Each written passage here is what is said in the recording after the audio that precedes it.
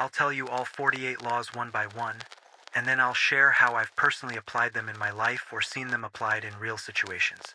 I'm sure you'll learn something from this video, so sit back and relax. I'm not going to do a lot of editing here. Let's begin.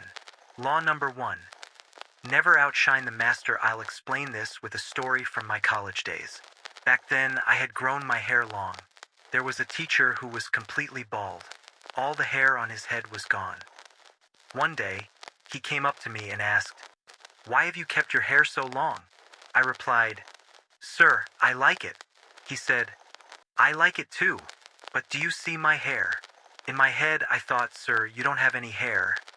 What do you want me to do about that?" Then he straight up told me, "Go get a haircut." I thought to myself, "Why?" But I said, "All right, sir, I'll cut it." And the conversation ended there. The next time he saw me, mind you, he didn't even teach me. He said, "Will you cut your hair yourself? Or should I call a barber here to cut it for you?" I was honestly wondering why he was so obsessed with my hair. I'm not 100% sure, but I'm pretty certain that since he couldn't grow hair himself, he felt some internal frustration. He had told me once that he also used to like having long hair. So now it seemed like he wanted everyone else in the world to be bald too. He would often say things like, "One day, you'll lose your hair anyway. So why are you growing it now? What's the point? Just keep it short like a proper guy, army style." The way he treated me over my hair really bothered me. It was basically bullying. Now, let me take you back to my 9th grade. I had changed schools that year, from a convent school to a regular private school. At the convent, we spoke in English so much that it became second nature. Even my internal thoughts at school were in English.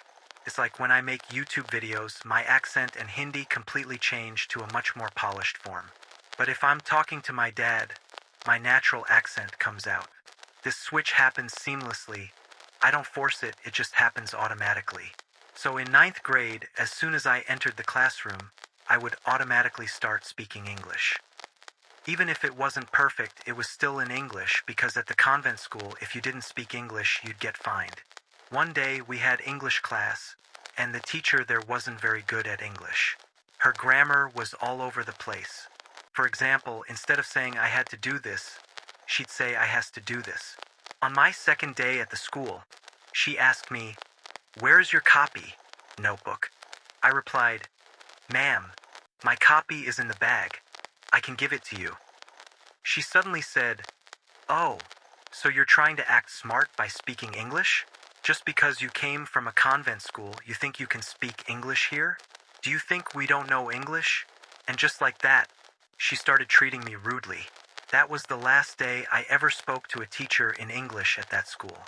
I realized that some teachers took it personally, as if my speaking English was making fun of them or pointing out their insecurities.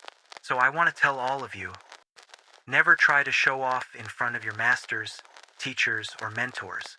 Don't try to appear smarter than them. Nowadays, it's rare to find a teacher who doesn't feel insecure about this. Most are like gurus in name only. If you become better than them or better than their own children, they might start treating you the same way random insecure people do online. I'm not saying you should let yourself be insulted on purpose, but you should hide your strengths. Don't show them you've surpassed them in any area.